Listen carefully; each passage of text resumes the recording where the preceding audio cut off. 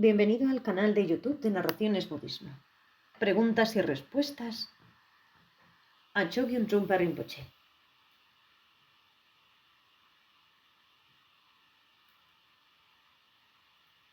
¿Qué es Abhisheka? El significado literal de Abhisheka es unción.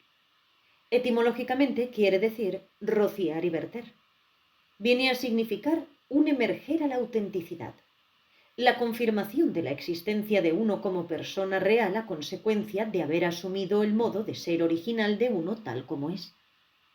Pero Abhisheka no puede realizarse hasta que la educación del discípulo le haya hecho alcanzar una plena comprensión de la rendición que ésta implica. Postrándose, ha relacionado su cuerpo con la tierra. Ha repetido una y otra vez la fórmula siguiente: me refugio en el Buda, me refugio en el Dharma, me refugio en la Sangha. Se ha refugiado en el Buda como ejemplo, se ha refugiado en el Dharma como la senda, se ha refugiado en la Sangha como su compañero en la senda. De este modo, ha aceptado la totalidad del universo como parte de su seguridad, evitando la paranoia que surge de la situación de conservar el yo. De ese modo, ha preparado el espacio de Abhisheka. Al haber preparado el espacio, puede relajarse, puede permitirse descansar. El Abhisheka es producto del encuentro de dos mentes. El gurú se identifica con la deidad de un determinado mandala y alienta al discípulo para que haga lo mismo. Luego el discípulo es coronado y entronizado con todos los atributos de ese simbolismo determinado. Por ejemplo, la deidad en cuestión puede albergar entre sus manos una campana y un vasa. El gurú da al discípulo una campana y un vasa con el objeto de ayudarlo a identificarse con la deidad. Este es el desarrollo de lo que se conoce en el lenguaje tántrico como orgullo vasa, orgullo indestructible. Uno lo desarrolla debido a que es la deidad. Uno ha sido reconocido como tal por su colega. Él también lo ha aceptado. Ambos comparten el mismo espacio, por así decirlo. ¿Se entremezclan los diversos yanas y medios? ¿Forman todos parte del Vajrayana? Parece que básicamente toda la práctica forma parte del Vajrayana debido a que uno no puede desarrollar una práctica discontinua. Uno comienza en el nivel rudimentario del yo samsárico y lo utiliza como cimiento del Tantra. Luego encuentra la senda y más tarde la complacencia. Pero si uno no comienza con cierto material, aunque resulte aparentemente tosco, el proceso no puede desarrollarse. Desde el momento en que uno comienza con algo, ese punto de partida o escalón constituye la continuidad de la senda de uno. No obstante, tal como yo veo las cosas, los occidentales están todavía hoy muy poco preparados para la práctica del Vajrayana, pues aún no han asimilado la sabiduría fundamental del budismo. En general, ni siquiera cuentan con las ideas iniciales del sufrimiento, tal como las postulan en las 4 verdades nobles. En este punto, la introducción del budismo en Occidente ha de ser en gran medida a nivel hinayana. Las personas deben relacionarse con el valor de sentarse y meditar y extraer de sus mentes todo tipo de material. La verdad del sufrimiento radica en preguntarse si el mundo es o no la verdad esencial. Si el mundo es la verdad, ¿es esta dolor o placer? En primer lugar, las personas han de resolver estas cuestiones realizando las prácticas de principiante. Es de esperar que en los próximos 20 o 30 años puedan introducirse correctamente los principios Vajrayana que se ocupan de la creación de mandalas y de la identificación con las deidades. Ahora sería demasiado prematuro. Como señaló el profesor Wetter, el Tantra ha sido erróneamente comprendido desde el principio, de modo que, en primer lugar, se ha de corregir este error fundamental. Una vez corregido, uno comienza a sentir algo, luego lo mastica y lo traga. Más tarde comienza a digerirlo. Este proceso llevará mucho tiempo. ¿Puede decir algo sobre la experimentación de deidades? En el simbolismo iconográfico del Tantra existen distintos tipos de mandalas con diversas deidades. Están asociados con todos los tipos de estados psicológicos. Cuando una persona maneja este simbolismo, no tiene problemas para identificarse con dichas deidades. Son muy variadas. Está el padre Tantra, la madre Tantra y el Tantra no dual. Se trata de un simbolismo que se relaciona con las 5 familias de Budas: la familia de la ira, la familia del orgullo, la familia de la pasión, la familia de la envidia y la familia de la ignorancia. Cuando una persona ha preparado el terreno y es capaz de relajarse, está en condiciones de ver los rasgos sobresalientes de su ser original en términos de estas 5 energías. Estas energías no son consideradas como negativas, de tal modo que uno debe abandonarlas. Mejor dicho, uno comienza a respetar estas semillas que posee en sí. Uno comienza a relacionarse con ellas como todo tipo de deidades que forman parte de uno. Todo esto exige un prolongado proceso. ¿Podría explicar la diferencia entre orgullo vajra y orgullo espiritual basado en el yo? He visto a muchos jóvenes comprometidos con la espiritualidad que parecen infatuados de fariseísmo. Bien, parece que ese es un punto crucial. Reside en la diferencia, hablando en términos de la práctica tántrica, entre la creencia real de identificarse con un determinado aspecto de uno mismo como deidad o relacionarse con aquellas deidades en tanto que sueño o ideal de lo que a uno le gustaría ser. En realidad, en cierto sentido, estas dos situaciones están muy próximas, debido a que incluso en el primer caso, a uno le gustaría alcanzar la iluminación. En este caso, sin embargo, existe la posibilidad de relacionarse con un ser iluminado, o mejor aún, de identificarse con la actitud iluminada. Esto demuestra de manera contundente que la iluminación existe y que, en consecuencia, uno puede permitirse renunciar a sus adhesiones y comprensiones. Fácilmente podría hablar de una línea muy fina entre esta situación y el considerar farisaicamente que uno ya está allí. Creo que la versión ególatra del orgullo espiritual se basa en la fe ciega o en lo que se conoce coloquialmente como un viaje al amor y a la luz. Esto es tener fe ciega en que, puesto que a uno le gustaría ser así o de tal otro modo, uno ya lo es.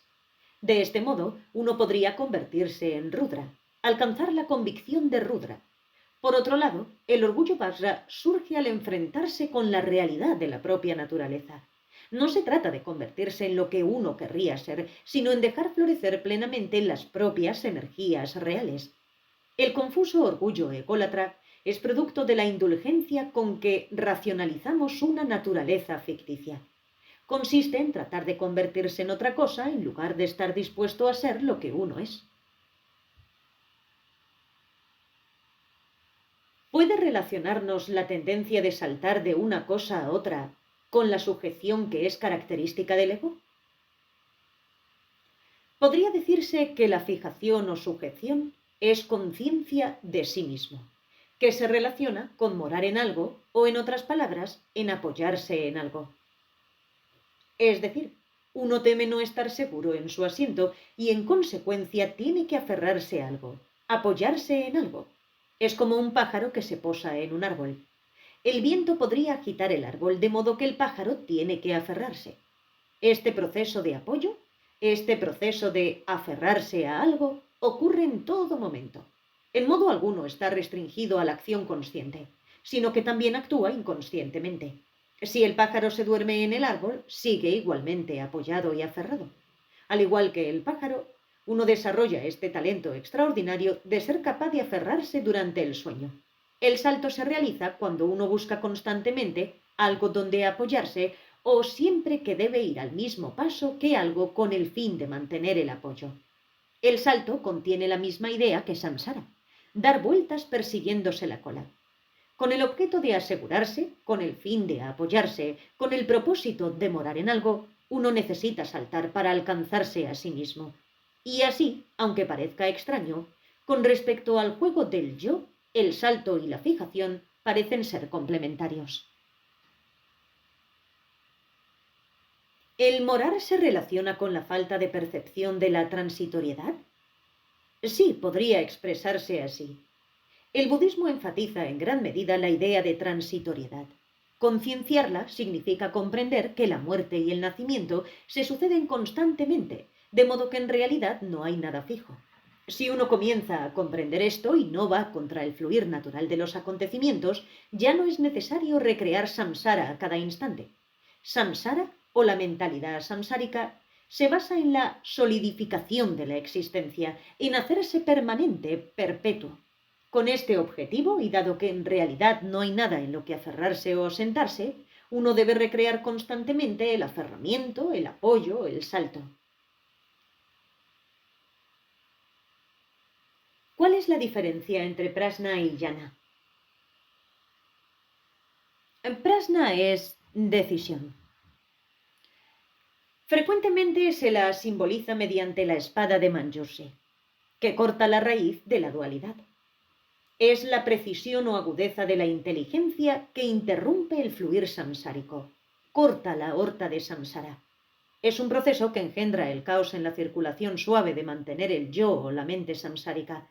Esto todavía es una dirección, una experiencia, un proceso de aprendizaje que intenta llegar a algo. Jnana trasciende el proceso de aprendizaje, trasciende la lucha de cualquier tipo, simplemente es. Jnana es una especie de samurái satisfecho de sí mismo. Ya no tiene que luchar. Una analogía empleada por el maestro tibetano Patrul Rinpoche para describir jnana consiste en una vieja vaca que pasta con toda alegría en la pradera. En la pradera hay implicación total, consumación total. Ya no es necesario cortar nada. En consecuencia, jnana es un estado superior, activa a nivel de Buda, en tanto prajna está a nivel del bodhisattva.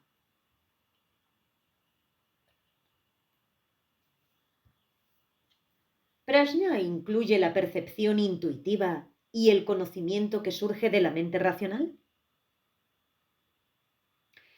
Bien, como verá, desde la perspectiva budista, intuición y racionalidad son algo muy distinto a lo que se entiende normalmente. Intuición e intelecto solo pueden provenir de la ausencia de eso. En este caso, es realmente la intuición, el intelecto. No se relaciona con el tira y afloja del pensamiento comparativo que procede del proceso de comprobación del yo. Mientras uno realiza el viaje comparativo, a mitad de camino se siente confundido de tal modo que no sabe si va o viene. El verdadero intelecto pasa por alto todo este proceso. Desde la perspectiva budista, la idea esencial de intelecto es, pues, la ausencia de ego, que es prajna. Pero en este caso, y en contraste con jnana, sigue manifestándose un deleite en la comprensión.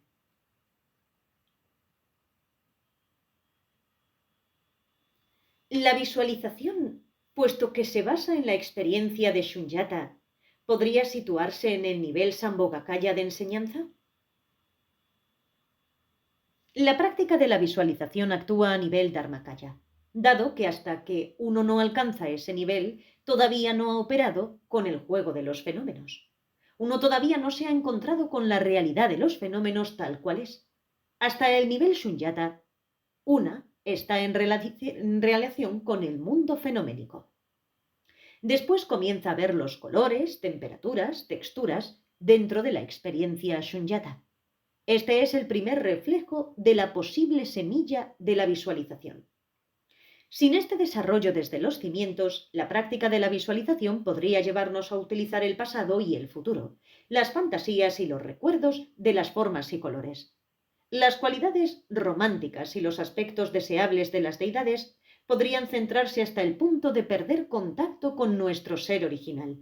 En este caso, la visualización se convierte en una especie de recreación del yo.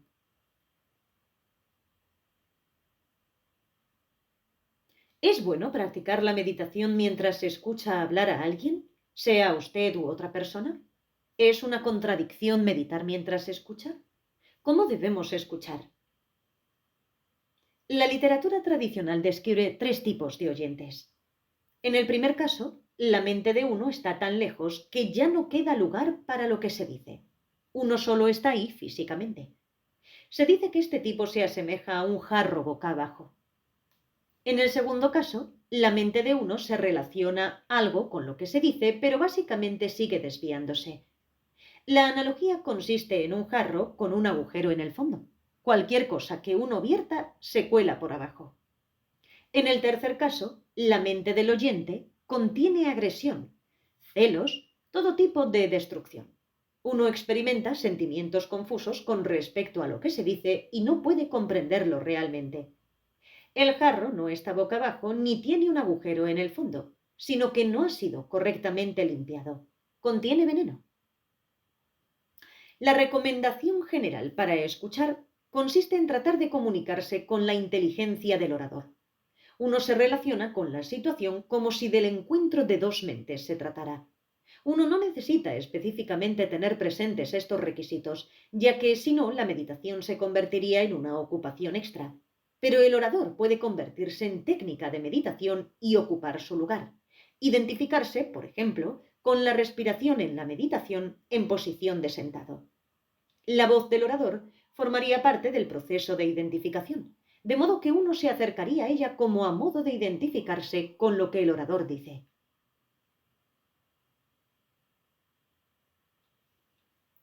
Al ver a alguien aparentemente por primera vez, a veces tengo la extraña sensación de haberla conocido anteriormente, una especie de sensación de déjà vu, y en algunos casos esa persona dice experimentar lo mismo. Aunque nunca nos hemos visto concretamente en esta vida, es casi como si nos hubiéramos conocido antes en otro sitio. ¿Cómo explica estos fenómenos?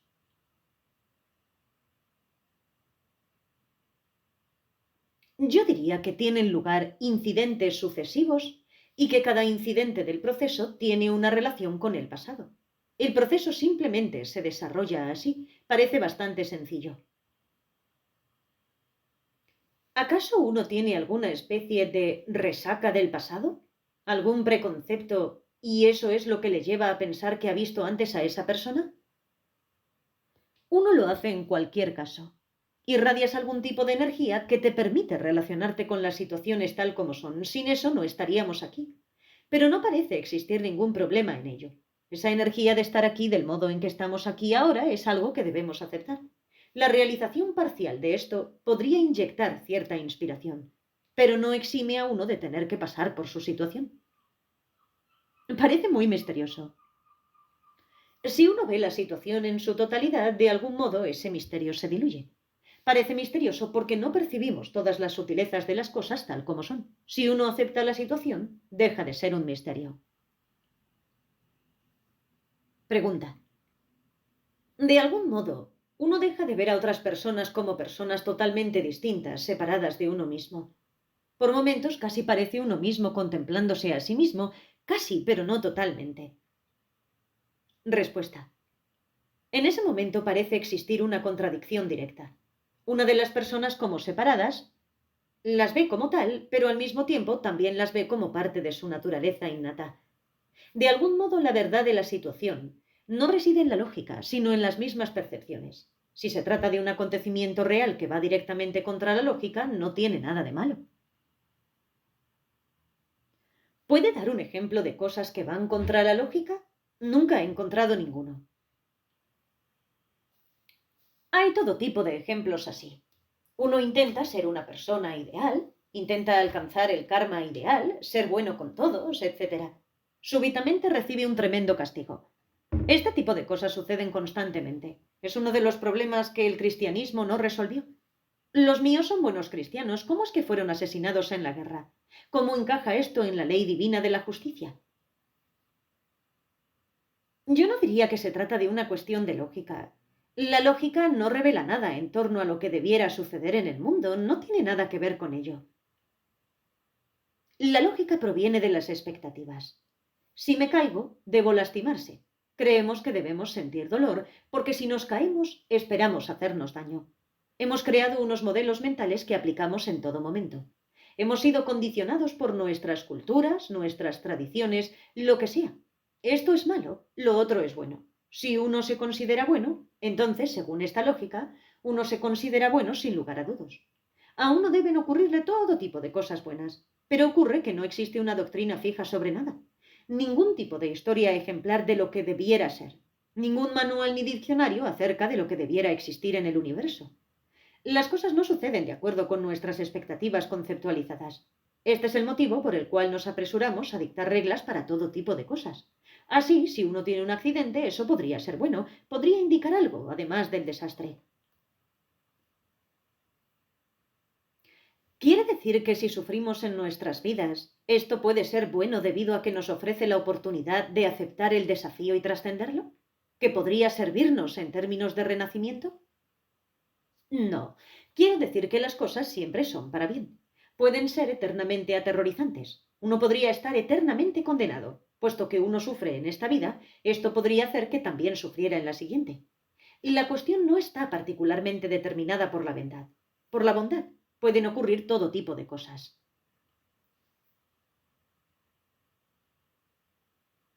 Si uno ha tenido experiencias parciales de no dualidad, ¿considera que de algún modo es dañino hablar sobre dichas experiencias?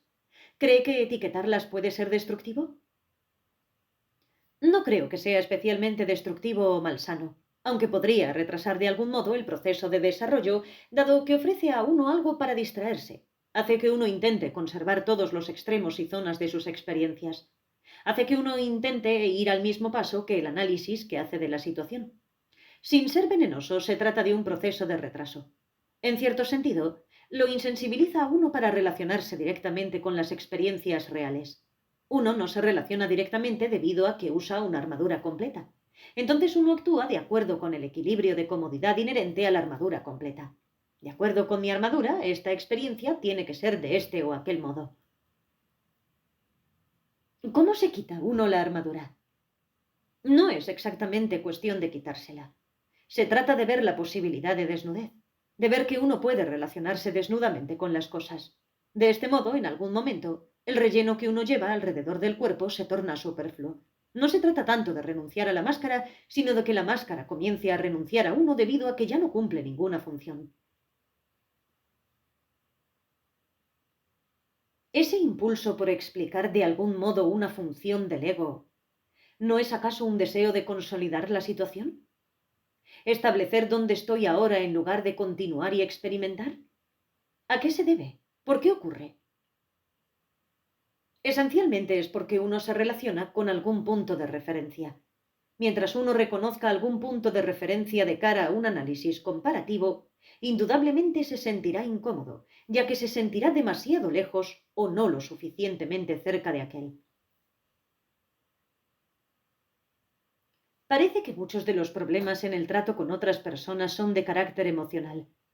A menudo los sentimientos que no son adecuados a la situación inmediata, que son apropiados para otra cosa, no quieren desaparecer. Uno puede saber intelectualmente que no conviene a la situación, pero la idea de adecuados a la situación es discutible. En primer lugar, uno debe relacionarse con la situación tal como la ve. Uno puede ver que está rodeado por un ambiente hostil. En primer lugar, es necesario estudiar el ambiente hostil, ver cuán hostil o cuán intenso es. Luego, uno podría relacionarse con las cosas. Hablar de situaciones es algo artificioso. Tenemos situaciones como nos gustaría que fueran, como podrían ser, como parecen ser. Esto está muy en el aire. En realidad, las situaciones no son determinadas. Y así, antes de bailar en la tierra, uno debe comprobar si no es peligroso hacerlo, si es mejor usar zapatos o si puede bailar descalzo. En lo que respecta a hablar de las propias experiencias, si de algún modo fuera perjudicial para uno, ¿también lo sería para la persona con la que se está hablando? ¿No podría ser en algunas circunstancias un acto generoso? ¿Podría ser útil para ellos aunque uno se vea innecesariamente obligado a servirse de las palabras? ¿O también sería dañino para ellos? Básicamente la cosa está en que no hay realidades separadas, como por ejemplo la suya y la de él. Solo hay una realidad. Si uno es capaz de abordar un extremo de la realidad, está abordando toda la cuestión. Uno no necesita hacer estrategias en términos de los dos extremos. La realidad es una. Esto podría incomodarnos, pues nos gustaría hallarnos en una posición privilegiada para manipular y equilibrar los diversos factores, de modo que todo sea seguro y estable con las cosas ordenadamente territorializadas. Su extremo del bastón, mi extremo del bastón. Pero básicamente es necesario renunciar a la idea de territorio. En realidad uno no está abordando todo el territorio, sino un extremo, no las periferias, sino un punto en el medio. Pero con ese punto en el medio todo el territorio está cubierto. Así, uno no tiene que intentar mantener en todo momento los dos extremos. Procede a ocuparse simplemente de la cosa única. La realidad se convierte en una realidad. Las realidades separadas no existen.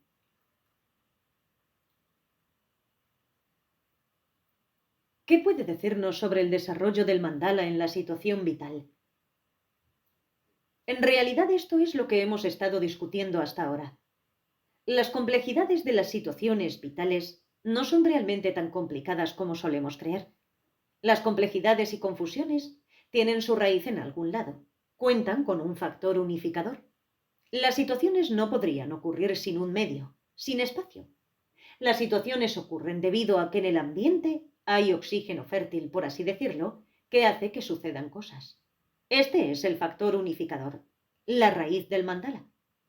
En virtud de esto, el caos es metódicamente caótico. Por ejemplo, nosotros estamos aquí y allí hay muchas personas, una multitud. Pero cada persona arriba metódicamente a alguna conclusión en relación con toda la cosa. Por eso estamos aquí. Pero si un extraño pasara y contemplara el espectáculo, vería demasiadas personas, una situación demasiado complicada. No vería que hay una situación en la que todos estamos interesados, con la que todos estamos relacionados, que nos incumbe a todos. Y lo mismo ocurre con todas las situaciones vitales. El caos es metódicamente caótico.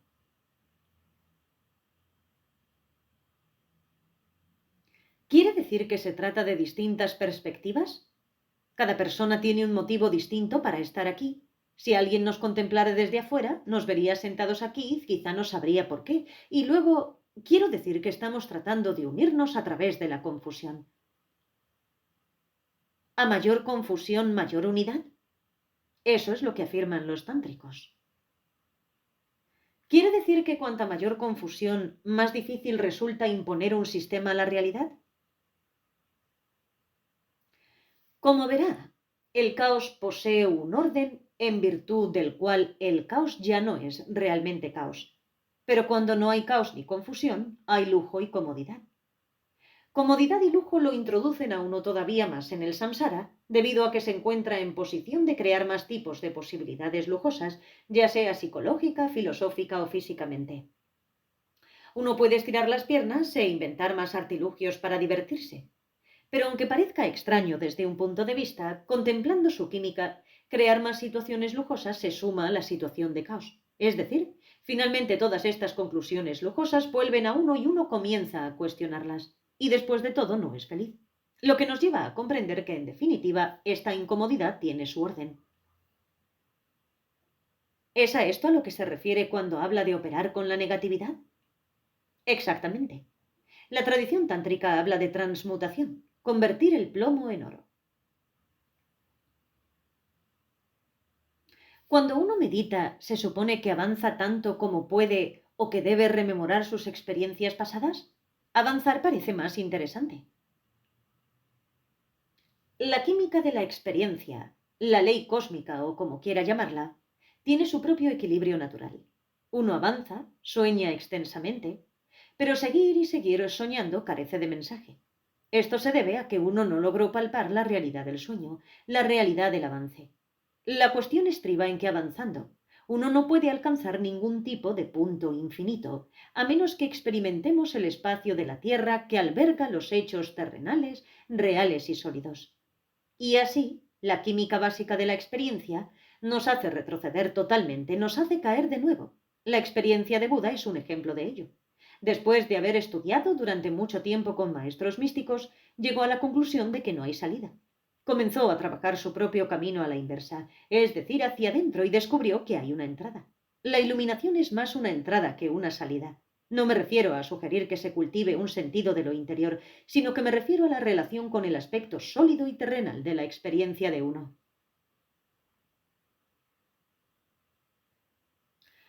Solía pensar que existía una salida, pero el tiempo pasaba y el conflicto seguía estando allí. De modo que supuse que debía existir un modo de vivir en medio del conflicto. Pero a veces resulta algo agotador tratar de seguir los pasos. Ya, pero ¿qué ocurriría si no existiera el conflicto? No puedo imaginar cómo sería sin conflicto. Supongo que no resultaría muy vivo. Sería abrumador. Operar con el conflicto sugiere exactamente la idea de recorrer la senda espiritual. La senda es un camino montañoso, salvaje y sinuoso, con todo tipo de curvas. Hay fieras, ataques de bandidos, se nos presentan todo tipo de situaciones. En lo que se refiere a la ocupación de nuestra mente, el caos de la senda es lo único que puede resultar divertido. Dado que el budismo ha comenzado a introducirse en los Estados Unidos y está sufriendo interpretaciones y cambios, siendo esa su naturaleza actual, ¿qué peligros latentes prevé para nosotros en relación con él?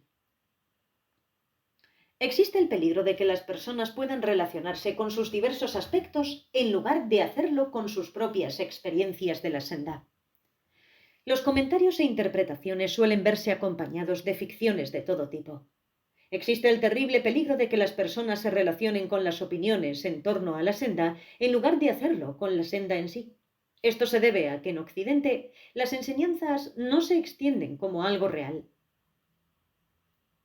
Se la ve como si comportara algún misterio especial, y las personas se frustran al sentir que no son capaces de comprenderlo.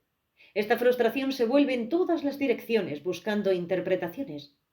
Cuando buscamos en otro sitio un modo de interpretar nuestra frustración, cuando tratamos de mirar a su alrededor, la visión de la senda se convierte en un escenario de la vera del camino más que en el camino en sí.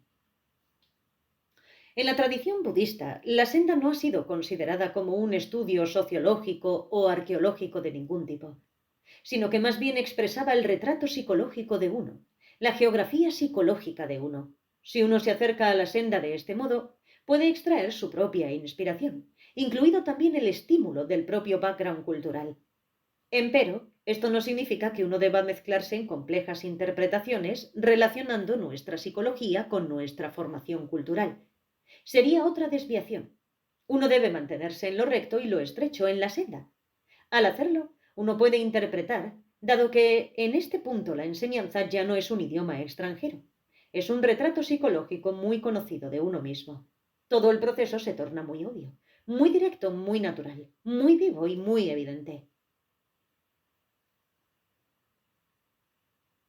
En cuanto uno conoce las leyes y las reglas estrictas y cuenta con la experiencia, ¿puede uno comenzar a bifurcarse un poco? Uno puede comenzar a extenderse en términos de las experiencias de la vida cotidiana más que en términos de filosofía u otras construcciones teóricas.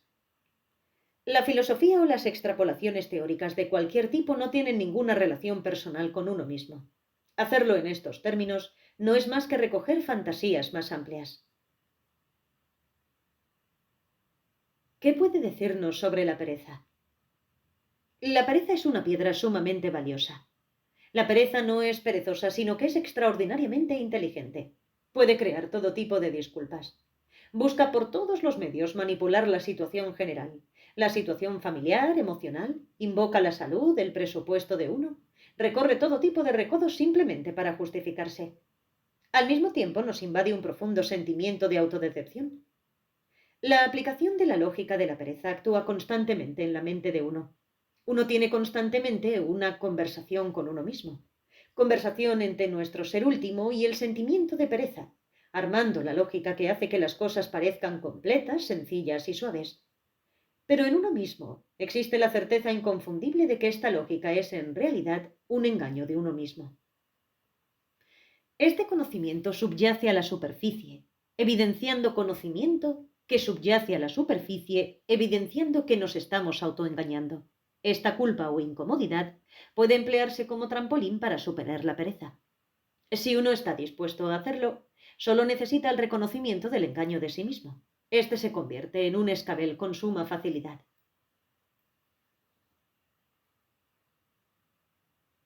¿Sabemos lo que hacemos la mayor parte del tiempo? Siempre sabemos. Cuando decimos que no, solo nos estamos engañando a nosotros mismos. Lo sabemos. Como he dicho antes, un pájaro puede apoyarse en un árbol mientras duerme. En realidad sabemos muy bien lo que estamos haciendo. Ocurra lo que ocurra, ¿la conciencia siempre está ahí? Sí, la conciencia del ego siempre está presente. Siempre está ahí, es un estado de meditación propio. ¿Por qué resulta tan difícil enfrentarse con eso? Porque es nuestro secreto más íntimo, nuestro tesoro esencial. Es aquello que nos hace sentirnos cómodos y justificados. Entonces, ¿es lo que necesitamos para asumir la responsabilidad? El autoengaño no se relaciona con la escala a largo plazo en la que se inserta generalmente la responsabilidad. Es muy limitado. Se relaciona con los hechos actuales, las situaciones reales y a pequeña escala. Incluso como adultos seguimos conservando nuestras cualidades adolescentes. En nosotros siempre está presente esa picardía, una especie de astucia que nos acusa en todo momento y que invade totalmente nuestra experiencia.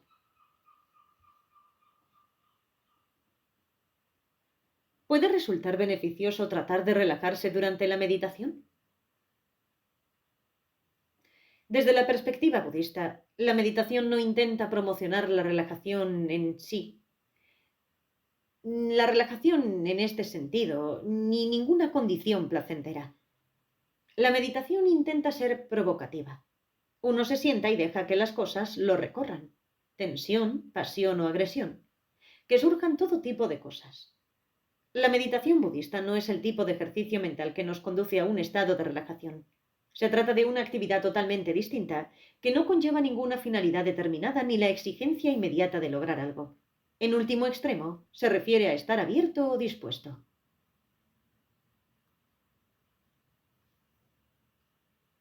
Muchas gracias por escuchar. Hemos llegado a la parte final de esta sección. Si quieres contactar conmigo, puedes hacerlo a través de los enlaces que aparecen en la descripción del vídeo.